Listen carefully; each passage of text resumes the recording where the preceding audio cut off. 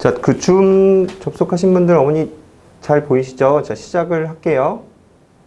그리고 이렇게 들으시면서 궁금한 거 채팅이나 그런 걸 남겨주시면 이따가 질문, 응답 시간에도 이렇게 답을 좀 드리도록 할게요. 네. 일단 인사 먼저 드릴게요. 안녕하세요. SM에도 이성민 원장입니다. 안녕하세요. 네.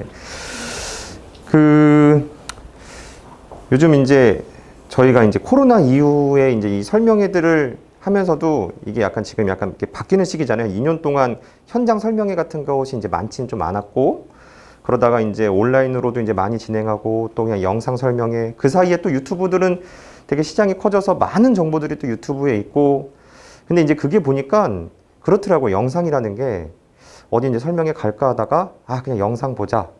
근데 영상이 있으니까 보면 되지라고 했다가 또 안 보기도 하고 미루기도 하고, 또는 보면서 다른 업무 같은 걸 보면서 이제 약간 라디오처럼 듣게 되고 하면서 실질적인 좀 자세한 정보나 그런 부분들은 오히려 더 약화된 느낌이 있어요. 이제 어머니들과도 제가 이제 보면 일단 제 이제 기아 단계별 수업 같은 경우도 예전보다도 뭐 여기서 잘 가르친대라고 해서 오지만 예전에 이 단계별로 요런 과정이군요라는 부분도 예전보다 조금 덜 아시는 느낌도 있고, 그래서 될 수 있으면 계속 현장에서 뵙고 이렇게 호흡하고 하는 것을 좀 추천드리고 이렇게 했으면 하지만, 아직은 약간 좀 변화하려면 좀 시간이 걸릴 것 같아요. 코로나가 또 2년이 넘게 이런 분위기가 있었어서.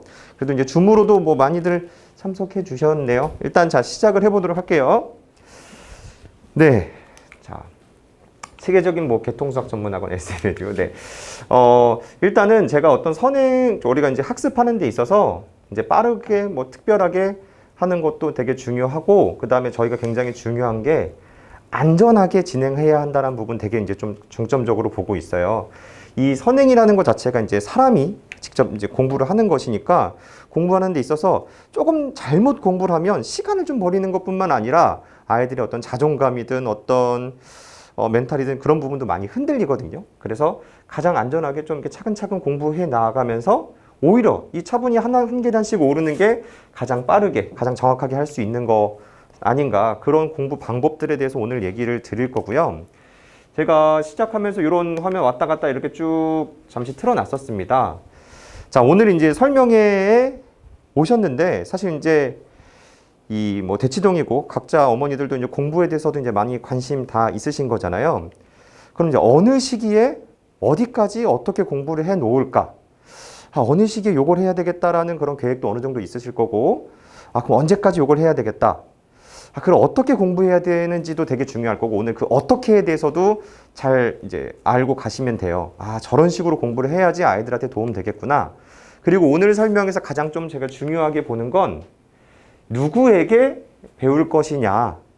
사실 이 누구에게라는 것 자체가 어떻게 뭐 그 앞에 나오는 그런 많은 어떤 공부하는 방법들 중에서도 가장 중요한 것 같습니다. 그러니까 뭐냐면 아무리 책이 좋고 해도 그 선생님의 열정이나 그런 게 부족하면 아이들한테 전달이 좀 덜 되고, 그래서 이제 선생님들이 어떻게든 그 아이들을 변화시키고 공부시키려는 그런 것들이 어느 정도 이제 많이 모였느냐에 따라서 아이들의 실제 성취도 차이는 되게 크고, 그 누구에게에 대한 답을 제일 잘 얻어 가셨으면 좋겠는데, 집에 계신 분들은 요거 자료집을 다운받으실 수도 있고 그냥 출력해서 보셔도 되고 다운받아서 보실 수도 있을 건데, 어머니들 잠깐 요 마지막 페이지만 한번 잠깐만 볼게요.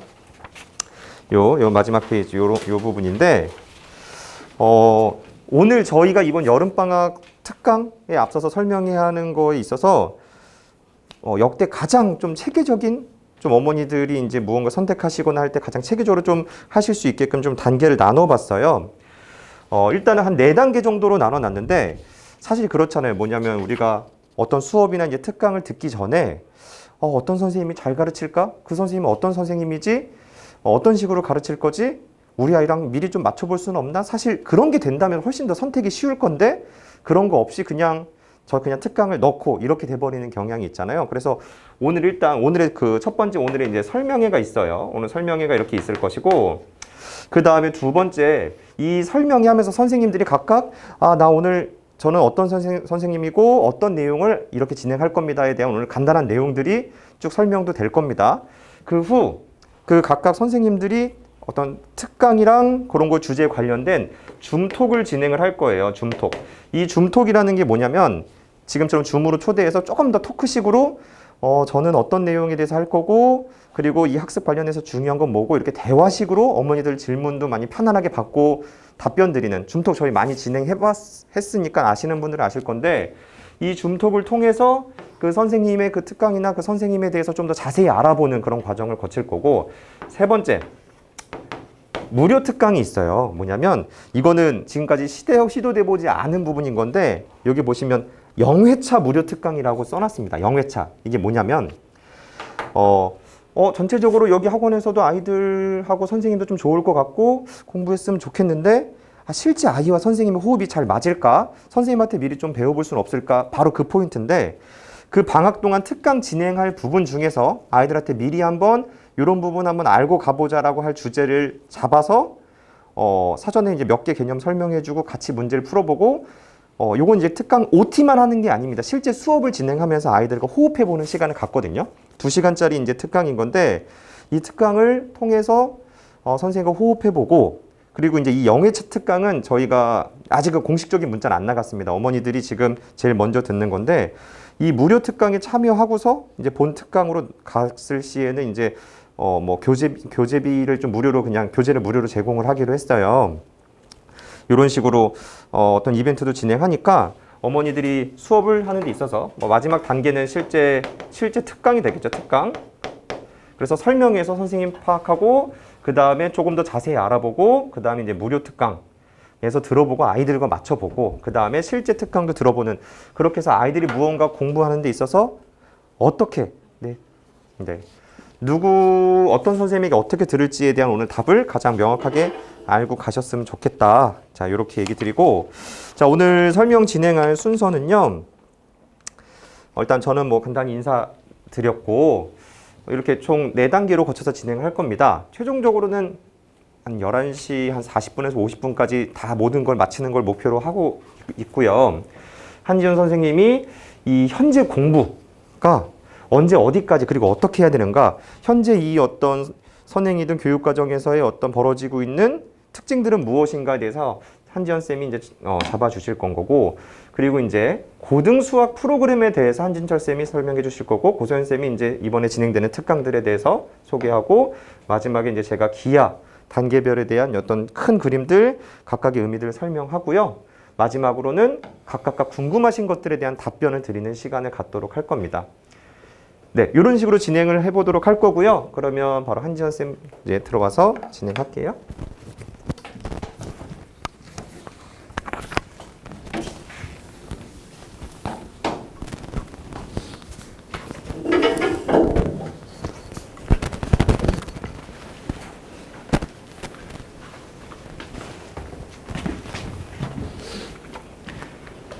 네, 안녕하세요. SMED 한지연 선생님입니다. 네, 마이크를 오랜만에 잤더니 방향이 약간 뒷주머니가 없어서 그냥 이렇게 할게요. 네. 네, 오랜만에 또 이렇게 현장에서 좀 인사를 드리는 것 같아요. 뭐 줌으로는 이제 가끔 한 번씩 저도 말씀을 좀 나누고 했었는데, 네, 또 오랜만에 서면 또 어머님들하고 이렇게 사실 뭐, 네, 이렇게 얼굴 마주보고 얘기하는 것들도 더 좋고 뭐 그렇기는 한데, 상황이 참 이게 안 끝나죠, 그렇죠? 오늘도 보니까 또 약간 네, 한동안은 저희가 또 건강을 유의해야 될 것 같아서 네, 조심하면서 좀 진행을 해보겠습니다. 우선 저는요, 오늘 좀 큰 그림을 어머님들 그리시는데 좀 도움이 되셨으면 하는 의미에서 얘기를 좀 준비를 해봤어요. 일단 제목은 네, 길게 뽑아봤습니다. 대치동 초등생을 위한 선행 전략과 목표인데요. 뭐 초등생 뭐 여기에 너무 포인트를 두신다기보다 전체적으로 우리 아이들이 지금 이 목표를 향해서 이 정도의 큰 그림을 그리고 가야 한다라는 그 중심축을 좀 잘 잡으셨으면 하는 의미에서 얘기를 좀 시작을 할 건데요. 그러니까 제목이 이렇게 길어진 이제 배경 중에 하나가, 저희가 이제 올 상반기 동안 참 많이 바빴어요. 뭐 대선도 좀 치르고 지선도 좀 치르고, 그렇죠. 또 아이들 이제 학교 현장에 다시 복귀도 하고 하면서 아이들이 좀 만나야 하는 전체적인 그 상황을 한번 생각을 해볼게요. 제일 먼저 일단 대선을 거치고 났더니 정권이 바뀌었어요. 이제 보수 정권으로 바뀌면서 이 보수 정권에서는 좀 아이들 이제 엘리트 교육도 다시 좀 강조를 하는 그런 쪽으로 좀 바뀌기 시작했고요. 근데 요번 지선에서는 서울시 교육감 조희연 교육감이 이제 당선이 됐죠. 그러면서 교육감은 또 진보 쪽으로 지금 선출이 됐단 말이에요.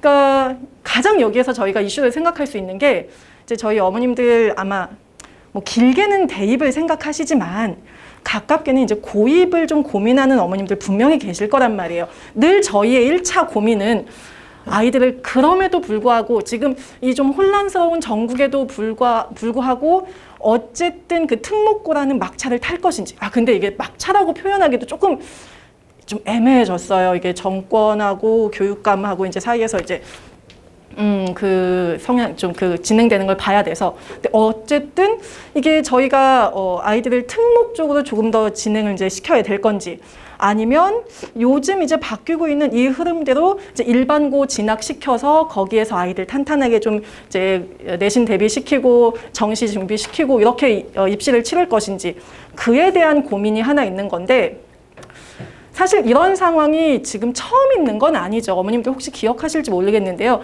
2014년에 박근혜 정부 때 한 번 또 이런 일이 있었어요. 그때 뭐 자사고를 폐지시키네 마네, 뭐 이게 유지시키네 마네. 그때 이제 입시를 준비하시는 어머님들께서 야, 이게 없어지는 것 같아. 자사고 그러면 준비 중단하고 그냥 아이들 일반고 보내야 되는 거 아니야. 엄청 정신없는 그 시기가 한 번 있었는데, 그걸 겪으면서 이제 저희들 같은 경우에는 일단 이 상황이 흔들린다고 해서 이리저리 갈팡질팡 어머님들께서 노선을 흔들리기 시작하시면 아이들은 같이 흔들려요. 아이들이 같이 흔들리면 뭐가 문제가 되냐면, 아이들은 본인 당사자의 일이기 때문에 이게 좀 심리적으로도 많이 불안해지거든요. 근데 어머님이 같이 흔들리시면 아이들도 공부에 집중을 잘 못하거나 본인이 어떤 거에 더 집중을 해야 되는지 좀 잘 방향을 잡지 못하는 경우가 있어요. 그렇다면 일단 어머님들께서 중심을 딱 잡아주셔야 되는데, 참 이거 저희가 중심을 잡는다고 해서 저희가 뭐 입시 정책까지 어떻게 할 수는 없는 거니까, 저희는 어쨌든 할 수 있는 일이 아이들 그냥 탄탄하게 이렇게 기본기를 좀 쌓아주는 방향밖에 없는 것 같아요. 여기 또 하나 이제 맞닥뜨리게 된 현실이 뭐냐면, 아직 이제 2022년 교육과정이 세부안까지는 나오지는 않았는데, 요번에 이제 교육과정 바뀌면서 그게 25년 고등학교 1학년 되는 친구들부터 이제 적용이 되기 시작을 하죠. 보면 전체적으로 봤을 때 물론 이제 뭐 고교 학점제에 대한 얘기들도 나오고 하는데, 조금 더 이제 안쪽으로 들어가 보면 수학 같은 경우에 이수와의 학점수가 좀 줄어드는데요. 근데 교육과정 이제 세부안 나오면 뭐 다시 한번 저희가 말씀을 드리겠지만, 아이들이 배워야 할 내용은 좀 더 늘어났어요. 제일 대표적으로 지금 이제 거론되고 있는 게 예전 교육과정에 있었던 행렬, 한때 배웠었던 부등식의 영역, 이제 이런 것들 아이들 대표적으로 좀 어려워하고 딴 과목 딴 단원하고 연계 좀 안 되고 하면서 아이들 쉽게 공부하기 어려웠던 단원들 다시 들어오고 있어요. 그러면 아이들은 입시 정책은 저희가 어떻게 못해요?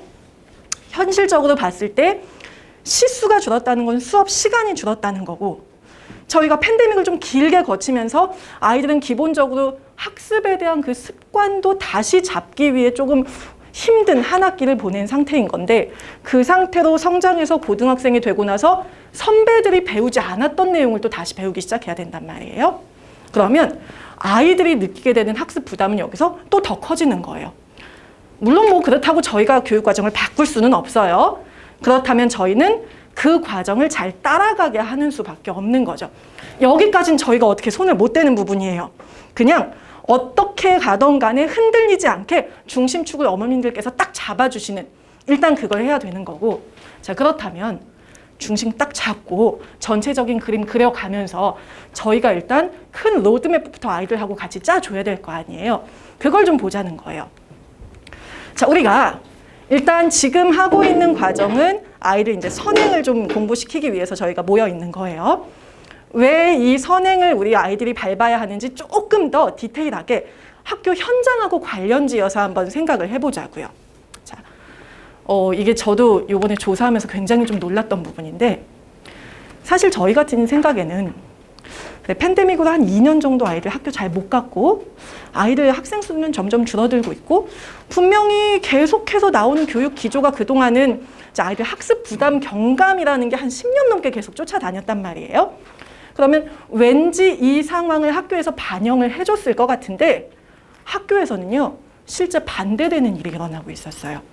그러니까 고등학교 이제 실제 고등학교 선생님들, 고등부 선생님들하고 이제 인터뷰를 좀 하면서 저희가 알아봤더니 학교 내신은 오히려 어려워지고 있어요. 놀랍죠? 수능이요. 최근 3년간의 경향 어머님들 조금만 검색해 보셔도 아세요. 나형은 난이도가 점점 조정이 되고 있는데요. 가형 같은 경우는 점점 더 어려워지고 있어요. 지난 4월 고3 모의고사요. 전체적인 난이도 조절했다고 얘기는 하는데 고난도 문항수 자체가 늘어났어요. 전체적으로 문제를 풀기 위해서 그 시험 시간이 더 부족한 상황을 만들게 됐다는 거죠. 아이들 공부할 게 많아졌는데 난이도는 어려워졌어요. 괜찮아요. 우리 아이만 어려운 거 아니고요. 모두 다 어려운 거예요. 자, 고등학생들 늘 바쁘다는 건 이미 알고 있어요. 그렇죠? 큰아이를 키워봤어도 그렇지 않아도 옆집에 사는 뭐 아는 언니네, 뭐 사촌들 보면 늘 고등학생 바빠요. 그 아이들까지 보지 않아도 저희도 고등학생 때는 늘 바빴어요. 진도 나가야 될 거 엄청 빡빡했었고요. 중간중간에 수능 대비하면서 킬러 문제 미리미리 잡아가면서 논술 대비까지 하면서 사실 고등학생들은 내가 지금 고2니까 지금 수원수투 공부해야지 이게 아니잖아요. 미리 다 끝냈다는 가정하에 얘네들을 잡아가야 된단 말이에요. 그렇죠? 바빠요. 괜찮아요. 우리 아이만 바쁜 거 아니에요. 다 같이 바빠요. 그렇죠? 근데요. 이 아이들 수가 줄면서 경쟁이 점점 더 치열해진다는 게 문제예요. 자, 우리 등급 받으러 가봅시다. 요즘 고등학교요. 한 학년이 많아야 300명 정도예요. 근데 우리 아이들은 아직 고등학생이 아니에요. 학생 수는 점점 줄고 있어요. 그거 고려해서 생각하셔야 돼요. 우리 지금 여기 3등급, 4등급 받으려고 앉아 있는 거 아니에요. 그렇죠?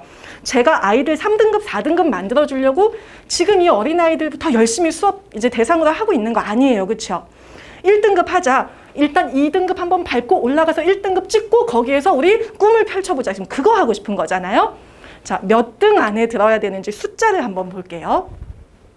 1등급이 4%에서 끊기는 건 알고 계시죠? 자, 학생 수가 많은 좀 큰 학교에 갔다고 가정할게요. 와, 우리 아이가 다니는 학교는 300명이나 학생이 있어요. 거기에 4% 끊으면 10명, 한 12명 정도까지는 들어가요. 전교에서. 그렇죠? 괜찮아요. 저희 각각 지금 어머님들 여기 앉아 계신 분들 학교 다 다르잖아요. 각자 학교에서 1등 하면 돼요. 그렇죠? 근데 한 번에 1등은 잘 안 되니까 밑에 과정부터 밟아갈게요. 조금 올라가서 2등급까지 하면 11%에서 끊기거든요. 일단 전교 한 30등부터 시작을 해볼까요? 괜찮은 것 같아요. 그렇죠? 자, 근데 실제 이제 고등학교 입학하는 친구들을 좀 조사를 해보면요. 매년 전체 300명 입학하는 아이들 중에 한 50명 정도의 아이들은 최소 수투가 이제 고2 과정까지인 거고요. 조금 더 많이 본 친구들은 미적분까지 이미 진도를 끝내놓고 입학을 하고 있어요. 그러면 그래, 이 정도 일단 계획을 잡고서 저희가 시간표를 좀 짜보는 것도 괜찮을 것 같아요. 그렇죠? 50명 안에 일단 들고 그 다음 30명 찍고 10등 안에 들고 1등 가면 되는 거니까요. 좋아요. 자, 그런데 이렇게 이제 고등학교 입학할 때 정도의 이 50명 안에 들려면 시간표를 어떻게 잡아야 되는지 저희가 생각을 해보자고요. 지금 어머님들 이제 아이들 학년이 다 다르기는 한데 요건 어디까지나 제가 물리적으로만 이렇게 탁탁 끊어본 한번 그 상태예요. 자, 지금 우리 아이들 현실적으로 난이도 높아지고 학습량 많아져서 시간이 부족하니까 빨리 가야 되는 걸 알겠고, 그래서 언제 어디까지 갈 거냐? 만약에 경시 안 시킨다 생각하시는 어머님들, 중3 졸업할 때 미적분 정도까지 볼 수 있으려면 자, 물리적인 시간이에요. 이건 그냥 자, 내려가서 한 초등학교 5학년 정도의 중등 과정을 좀 마무리할 수 있으면, 그래서 6학년 넘어갈 때쯤 고등학교 과정 들어갈 수 있으면 아주 차분차분하게 하나씩 밟아가는 거 과정 가능해요. 자, 근데 어머님들마다 이제 경시 쪽까지 이제 경험을 시키고 싶은 어머님들 계실 거예요. 사실 지금 상황에서 이 KMO라는 게 입시에 직접적으로 반영이 안 되는 건 뭐 이미 몇 년 전부터 있어 왔지만 그렇다고 KMO를 하는 게 의미가 없냐? 라고 말씀하시면 또 그렇게 얘기할 수는 없는 거거든요. 아이들 성향에 따라서, 아이들 지금 진로에 따라서 분명히 이 경험을 했을 때 그게 도움이 되는 친구들도 있단 말이에요. 그러면 경시까지 하는 친구들 이제 생각했을 때 짧게 1년만 경험시키고 싶은 어머님들도 계실 거고, 하는 김에 입상까지 한번 도전해서 2년은 공부시키고 싶은 어머님들 계실 거예요. 그렇다면 일단 물리적인 시간만 계산했을 때는 중등이 끝나는 시간이 조금 더 이제 앞당겨진다고 생각하시면 돼요. 물론 이게 딱 틀에 이렇게 맞는 얘기라고 볼 수는 없어요. 왜냐하면 아이들마다 학습 속도는 다르거든요. 그리고 아이들마다 스케줄 짜는 게 다르고, 또 이제 소위 저희가 이렇게 얘기하죠. 머리가 트이는 시기가 또 있어요. 그런 때는 아이들 방학 때 집중적으로 한번 쫙 공부시켜주면 진짜 진도 미친 듯이 따라잡는 친구들 있어요. 그러니까 아이들 개개인마다 다르긴 하지만 일단 저희가 물리적인 그 절대적으로 걸리는 시간을 기본적으로는 예상을 해주는 게 좋을 거거든요. 이 정도까지 좋아요. 자, 그러면 이렇게 진도를 나가기만 하면 그 아이들이 모두 50명 안에 들 수 있을 것인가? 뭐 진도상으로는 가능하죠. 그렇죠? 진도상으로는. 자, 근데 아까 우리 무슨 얘기했냐면요. 50명에 들려고 지금 공부하는 게 아니고요. 50명에 일단 든 상태로 30명 찍고서 10명 안에 들 거거든요. 지금 그거 하고 싶은 거예요. 그러면 똑같이 선행을 끝낸 이 50명의 친구들 중에 누구는 30명 바깥으로 밀려나고 누구는 10명 안쪽으로 들어갈 수 있는지 그걸 생각해야 된다는 거예요. 그렇죠? 자, 여기에서 고등학교 선생님들 그리고 학원에 계신 이제 고등부 강의하시는 선생님들 똑같이 하시는 말씀이 뭐냐면요. 그냥 끌려가서 그냥 진도 나가라고 하니까 진도 나가고 그냥 숙제는 어떻게 하는 것 같고 그런 친구들은 고등학교에 오면 확실히 티가 난다는 말씀하세요. 벌써 고등부 수업에 들어오면 아이들 반응 자체가 다르대요. 문제를 접했을 때 그 문제를 해결하는 것 자체가 다르다고 말씀을 하셔요. 그러면 어떤 친구들이 이 30명 안에, 10명 안에 들어갈 수 있냐면요. 똑같이 공부를 했어도 본인이 그 원리를 진짜 이해하고 있는 친구들. 티가 나는데요. 티 나요, 사실. 네. 그리고 문제를 이제 스스로 많이 풀어본 친구들. 아마 이제 어머님들 같은 경우에도 아이들 숙제 시켜보고 집에서 이제 관리하는 거 좀 도와주고 하시다 보면 우리 아이가 이제는 혼자서 문제를 좀 해결할 수 있네 하는 게 보이는 경우가 있고 아유 이 과정 들어갔더니 이거 아무리 설명해줘도 이거 내가 숙제를 하는 건지 아이가 숙제를 하는 건지 뭐 그런 생각 드실 때 이제 있을 수 있어요. 그게 결국은 이 10명, 30명 그 등수를 결정하게 되는 요인이라는 거예요. 그렇다면 이제 저희는 조금 전에 보여드렸던 뭐 초3 때까지는 중등심화, 조금 천천히 해서 초5 때까지는 중등심화 이 단순히 물리적인 시간에만 너무 신경을 쓸 게 아니라 과연 이걸 어떻게 깊은 원리 이해를 채워주고 어떻게 문제 해결력을 채워줄 것인지 이걸 이제 생각을 해야 된다는 거예요. 그러니까 어머님들께서 보통 이렇게 시간표를 짜고 그러시면 자꾸 이렇게 잘못 빠지시는 게 어디까지 진도 나갈까만 자꾸 생각을 하세요. 물론 필요해요. 바빠지니까요. 근데 이왕 하는 거 어떻게 할지도 생각하셔야 된다는 거죠. 저는 대수 수업을 하는 사람이에요. 그래서 대수 쪽 흐름으로 일단 좀 보여드릴게요. 초등과정은 사실 제가 초등과정은 다뤄보지 않았습니다. 네, 뭐 저희 아이들이 아직 아가여서 조금 크면 이제 그때는 겪겠지만 아직까지는 제가 수업하고 있었던 중고등 과정에 대해서 좀 얘기를 할게요. 자, 중학교 1학년 1학기 내용부터 아이들 1-1, 1-2, 2-1, 2-2 열심히 진도 나가고요. 우리 고등과정 너무 바쁘니까 일단 수2까지만 조금 해볼게요. 미적분까지는 일단 욕심을 잠깐 내려놓을게요. 아유, 할 게 좀 많기는 한데 자, 이 과정을 쭉 가다 보면 아이들이 가장 먼저 걸리는 부분이 있어요. 어디냐면요. 일단 중등과정 차분차분 갔어요. 뭐 초등과정에서 좀 배우던 거에서 네모가 X가 되고 X까지 배우고 나서 방정식 세우고 근데 조금 감 있는 친구들은 방정식 나오면 되게 재밌어해요. 일단 식이 간단해지거든요. 뭐 길게 막 문장 읽을 필요 없어지거든요. 그리고 탁탁탁 계산하면 답이 나오는 그런 거 엄청 재밌어하고요. 거기서 조금 아이를 감살려서 가면 그거 가지고 함수 문제 몇 개 이제 응용해서 풀고 그러면 나중에 막 그래프 그리고 하면서 되게 신기해하고 해요. 좋아요. 중등 과정 조금 힘들지만 재밌게 배웠어요.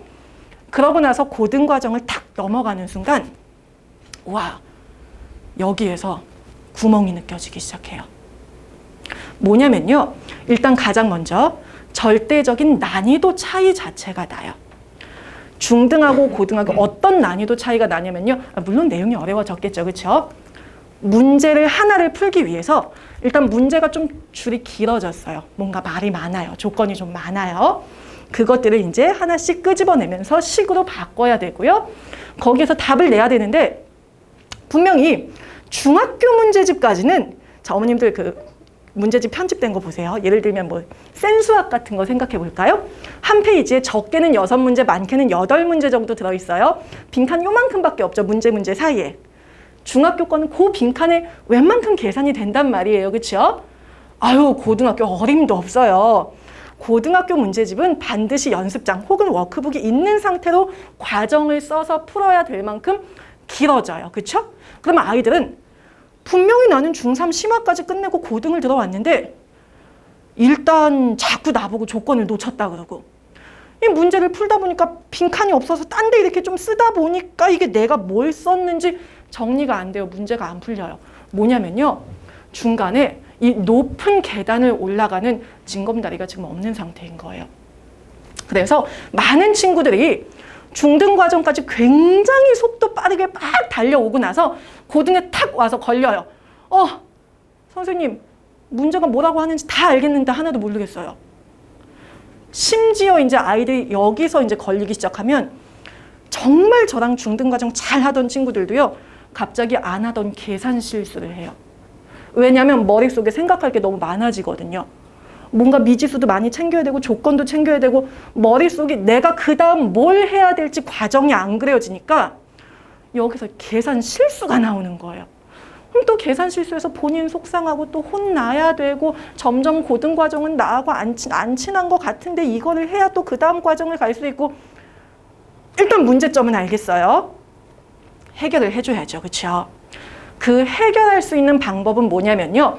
중등을 전체적으로 조금 심화해서 정리를 해주되 그게 고등에 어떻게 연계될 수 있는지까지 아이들한테 중간 과정을 한번 경험을 시켜주는 게 필요하다는 거예요.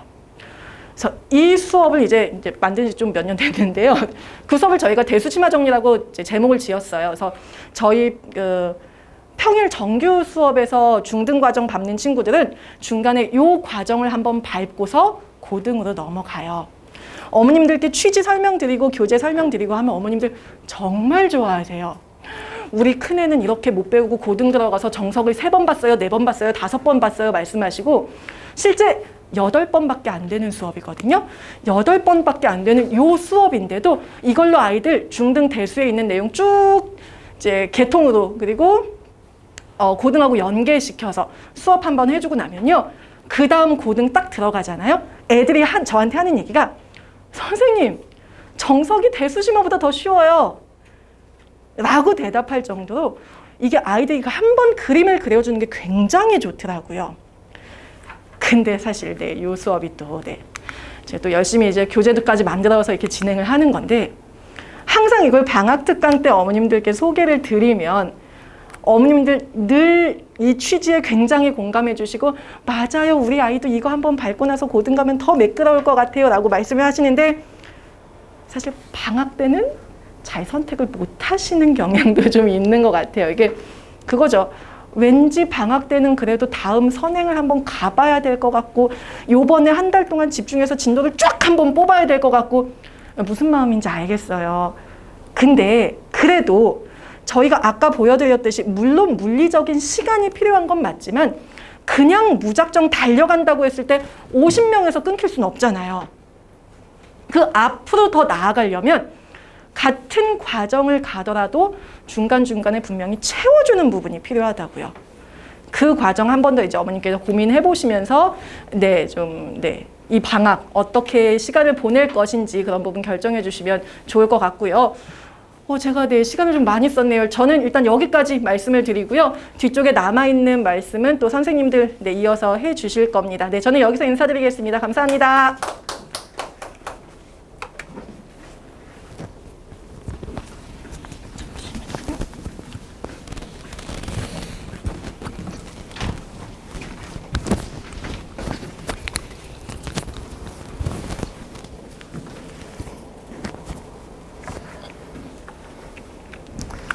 네, 인사드릴게요. 저 SMAD 수업하고 있는 한진철이라고 합니다. 네, 줌통에서도 많이 뵀었는데 제가 오늘은 이제 여기 현장에 어머님들도 계시니까 죄송한데 이걸 좀 들고 할게요. 제가 이걸 들고 있어야 좀 안정적이라서 심리적으로. 네, 저는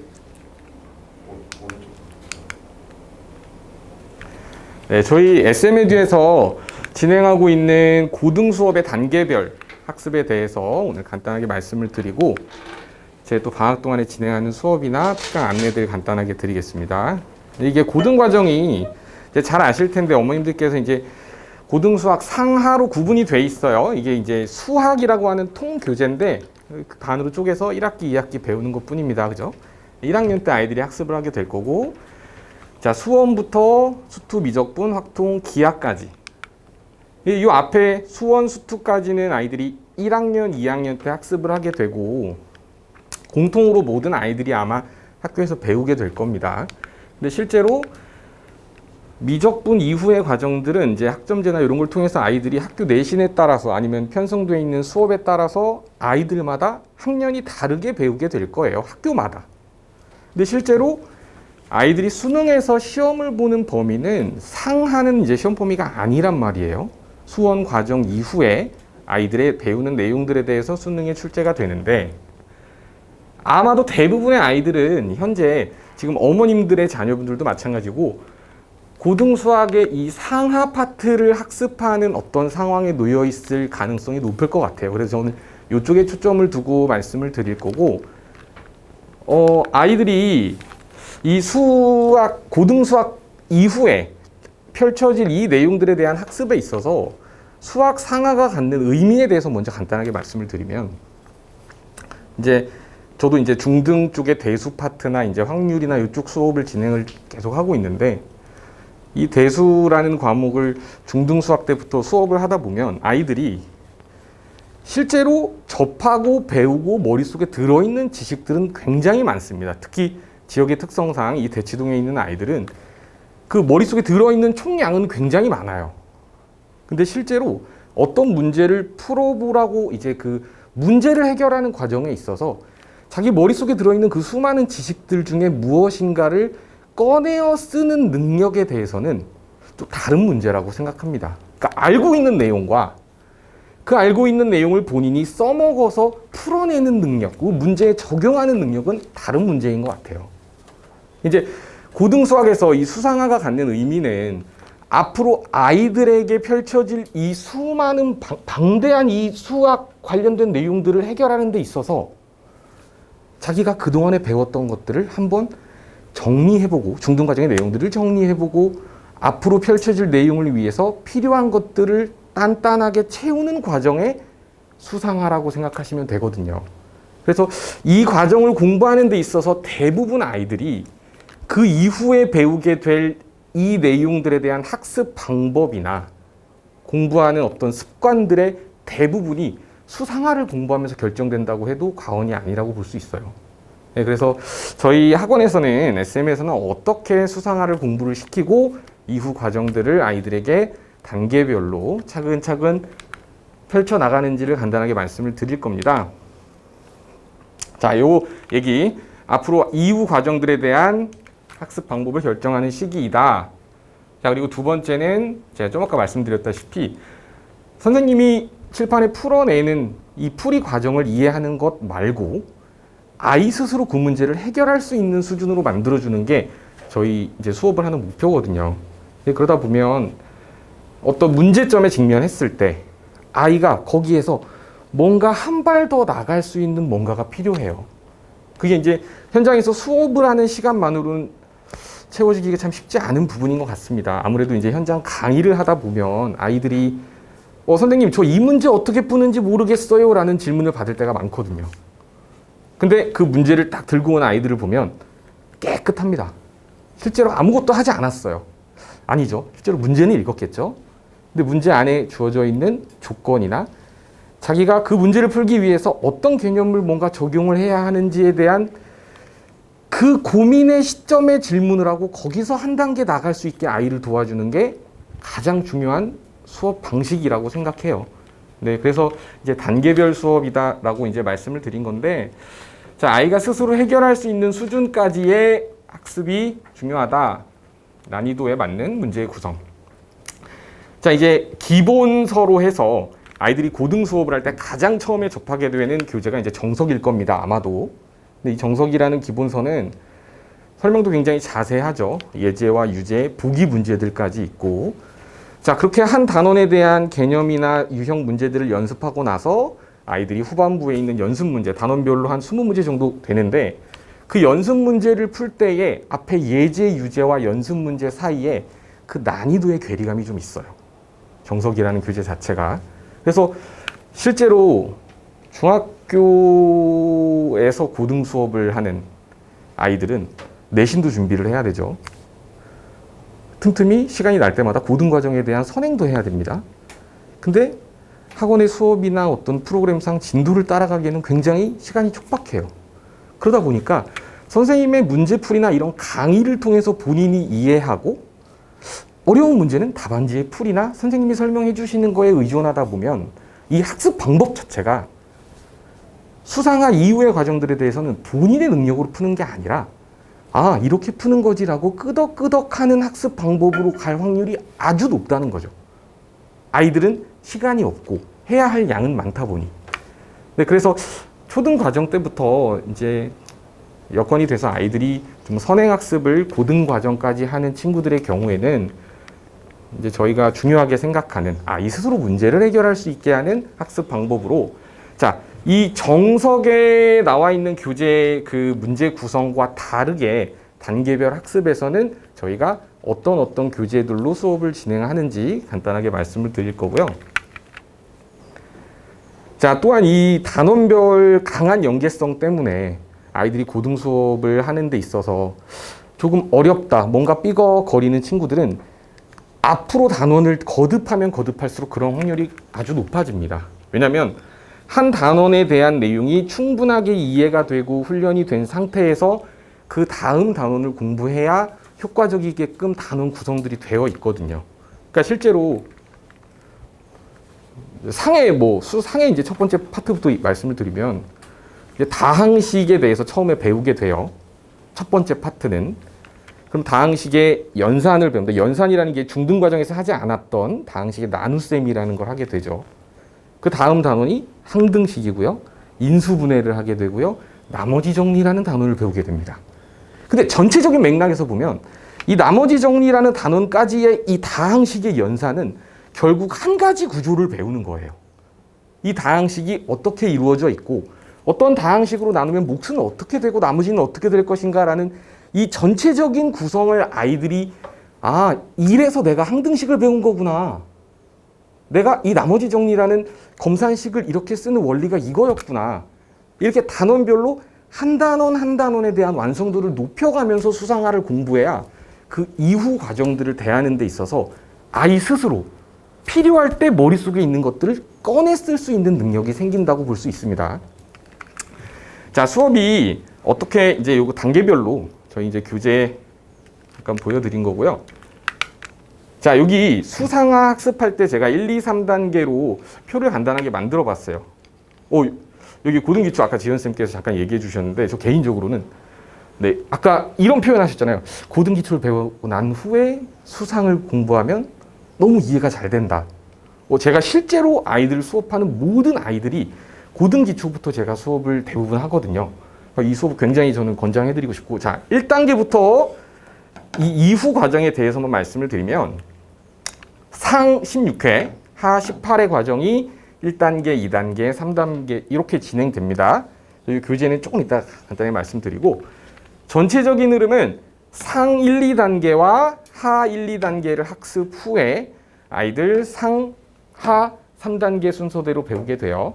그러니까 회차는 16회, 16회, 18회, 18회 이런 식으로 16회, 18회 이런 식으로 진행됩니다. 그러면 전체적인 구성은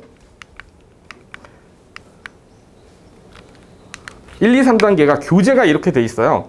1단계 같은 경우는 기본 정석에 있는 예제와 유제 문제들을 수업 시간에 아이들과 개념 정리와 함께 다루게 돼요.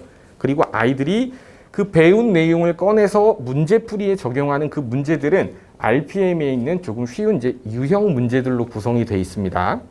자, 2단계 수업의 경우에는 실력 정석에 있는 예제, 유제 문제들을 개념 복습과 함께 정리를 하고요. 저희가 기본 정석에서 다루지 않았던 기본 정석의 후반부의 그 연습 문제들을 2단계 수업 시간에 문제풀이에 하게 돼요. 그러니까 실제로 통으로 이제 정석 공부를 하는 아이들의 경우에는 기본 정석을 배우고 실력 난이도의 연습 문제를 풀려고 하니까 당연히 안 되는 겁니다. 그러니까 저희 선생님들이 이제 분석한 이 난이도가 요렇게가 맞기 때문에 2단계 수업 때 기본 정석 연습 문제를 문제풀이에 적용을 하는 거고요. 자, 추가적으로 아이들의 능력에 따라서 쌤에 있는 스텝 B 문제들을 저는 선별해서 부교재로 활용을 하기도 합니다. 이거는 선생님들마다 부교재는 좀 다르게 운영을 하시는데, 자, 3단계 수업은 실력 정석에서 다루지 않았던 연습 문제가 주가 되고요. 거기에 쌤에 있는 C스텝이나 아니면 일품이나 블랙라벨에 있는 문제들 중에 이제 부교재로 아이들에게 따로 진행을 시키고, 그러니까 교재가 1, 2, 3단계별로 요 전체적인 흐름은 이해가 되시죠? 기본 정석의 예제, 연습 문제는 2단계 때, 실력 정석의 예제, 조금 어려운 문제들은 2단계 문제풀이, 그다음에 요 3단계 수업은 심화 문제풀이, 이렇게 수상화의 단계별 수업을 저희 SM에서는 진행하고 있습니다. 그러니까 이게 1단계의 수상 수업부터 이제 하의 3단계까지 수업을 진행하게 되면 요 회차별로 이제 16회 수업이면 이제 주 2회 기준으로 2달 수업이거든요. 네, 그러면 여기서부터 여기까지 마무리하는데 13개월 안에 이제 끝낼 수 있습니다. 대략적으로 1년 정도를 잡아서 보여드린 거고. 자, 제가 방학 동안에 이제 수상 1단계 수업을 시작할 거예요. 방학 동안에. 이제 여름 방학 안에 이제 끝내는 1단계 수업을 끝내는 게 목표인데, 자, 요거부터 잠깐 먼저 보여드리면 월화목금의 주 4회 수업입니다. 그러니까 이제 3시간짜리 수업이고 그 수업 후에 1시간 클리닉 시간을 운영을 할 거예요. 선택적으로. 그래서 아이들이 요 이제 주 4회 수업이면 어머님들이 잠깐 예상해 보시기에 얼마나 힘들겠어요. 그죠? 4회니까. 그 월요일에서 수업을 듣고 나면 화요일 수업하기 전에 과제를 월요일 날 다 해야 합니다. 그러니까 분량이 정석에 있는 예제, 유제와 더불어 문제풀이는 한 단원당 한 30문제에서 많으면 한 45문제 정도까지 문제풀이에 구성이 돼 있어요. 그럼 예제, 유제 문제는 대부분 수업 시간에 해결이 되겠지만 아이들이 하루 동안에 그 40문제 정도의 분량을 해결할 수 있는 물리적인 시간의 확보가 필요합니다. 그래서 제가 말씀드리고 싶은 게, 이 수상 1단계 수업을 진행하게 될 아이들은 그 방학 프로그램 여러 가지 중에 한 가지가 아니라 사실은 요 수업 자체가 조금 중심을 잡는 약간 메인 역할을 했으면 좋겠다라는 점을 강조드리고 싶습니다. 그러니까 아까 말씀드렸다시피 그 단원별 연계성이 너무 강하기 때문에 어떤 가족 행사 때문에 아이가 한 번 수업을 빠졌어요. 그리고 영상으로 그 수업 내용만 듣고 문제를 연습하지 않은 채 다음 수업을 따라오면 분명히 버거울 겁니다. 네, 그렇기 때문에 정말 부득이한 상황이면 어쩔 수 없지만 아이가 그 수업에 대한 완성도를 가져가려면 네, 수업에 결손이 없게 좀 권해드리고 싶고, 자, 이 클리닉 1시간은 수업 중에 해결하지 못했던 문제라든지 아이들별로 뭔가 특별하게 구멍이 난 중등 과정의 어떤 필요한 부분이나 이런 것도 될 수 있겠죠. 그러니까 아이들이 원하는 것들을 질문을 해소할 수 있는 클리닉 시간이기 때문에 좀 가급적이면 활용하는 거를 좀 권해드리고 싶고, 당연히 이제 줌으로도 같이 진행합니다. 오프라인 수업과 줌으로 병행을 하는데, 이제 학원에 와서 선생님하고 어떻게 에너지를 나누면서 그 수업을 하는 것을 권해드리고 싶고요. 원장님 아까 간단히 말씀해 주셨는데 무료 특강으로 다음 주 일요일이에요. 이제 2시간 동안 어떻게 수업을 하고 어떻게 고등과정 공부하는 것이 효과적이다라는 걸 아이들에게 잠깐 펼쳐서 보여주는 시간을 가져볼 거예요.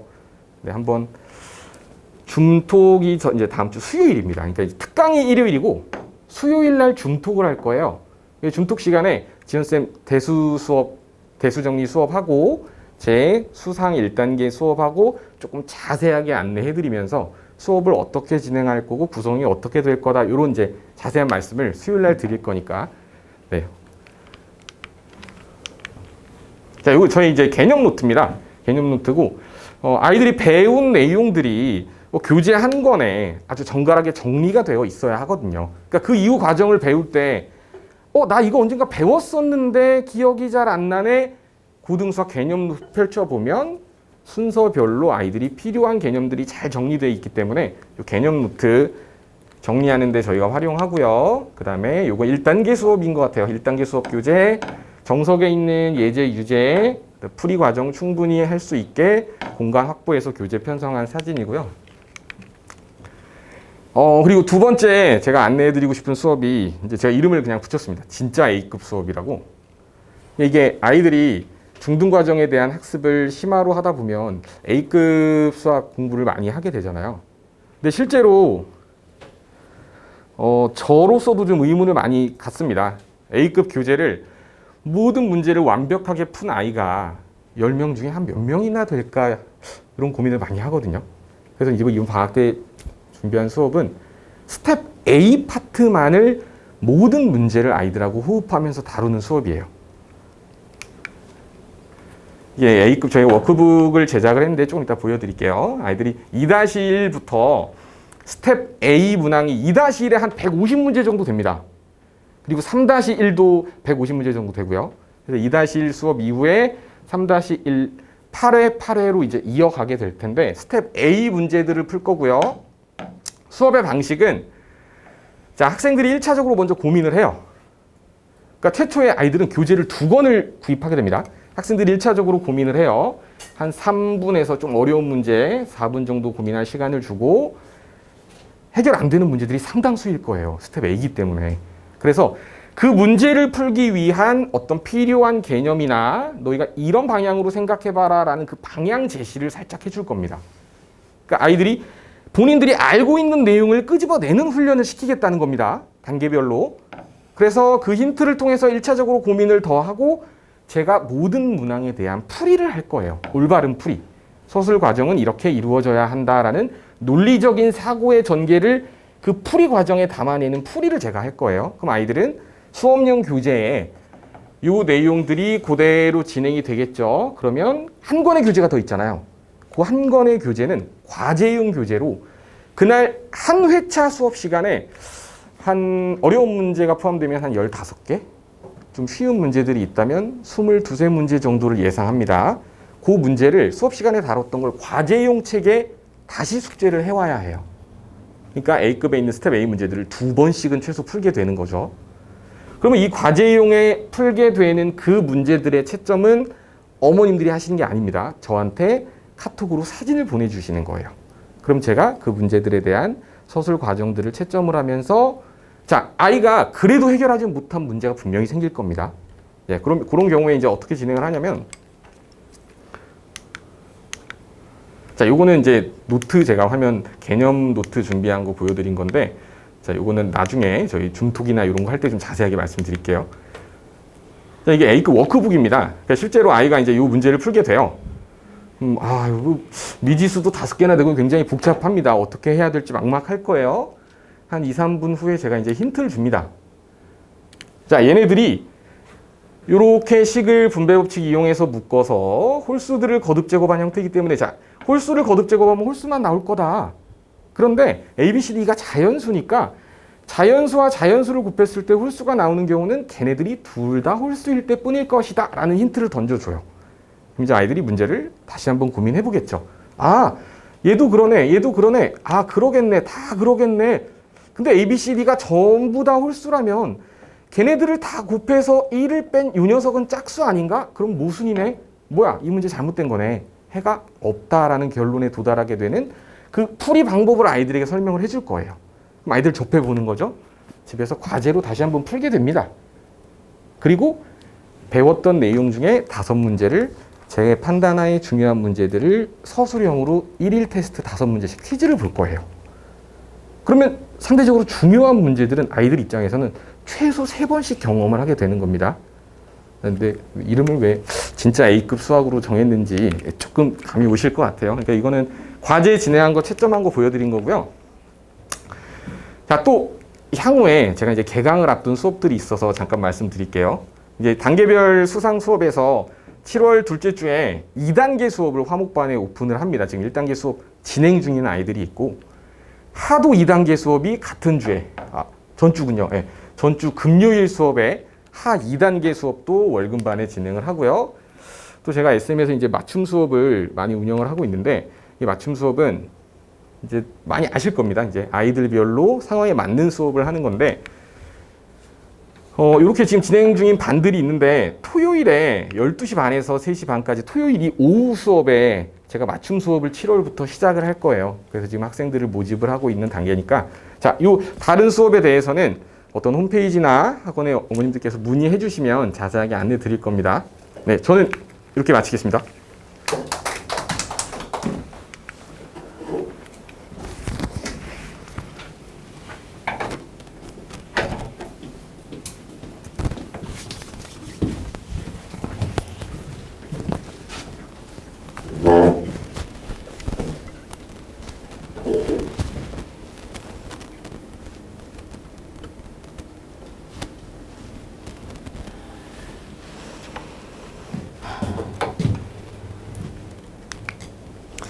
안녕하세요.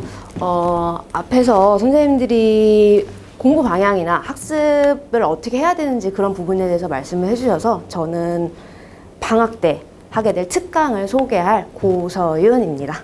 반갑습니다.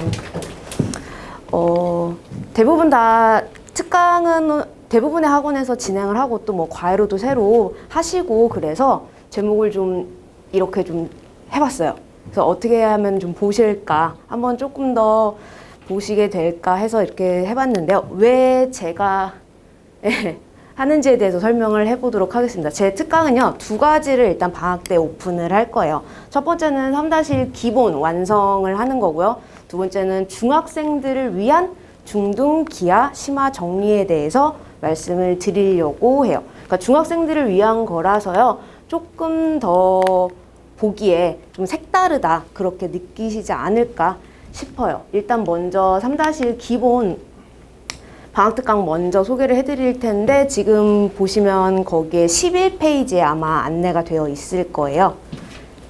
네, 그래서 말씀드려보도록 할게요. 3-1 보시면요, 어머님들 3-1 중요성에 대해서 들어보신 적 있을 거예요. 들어보신 것뿐만 아니라 3-1이 중요하다 이런 거 많이들 얘기를 들어보시고 생각도 많이 고민을 하셨을 거예요. 그러면은 3-1은 일단은 중등 심화가 되게 중요하죠. 중등 심화가 돼야지, 왜? 고등하고의 연계성이 굉장히 크니까. 그게 3-1이기 때문에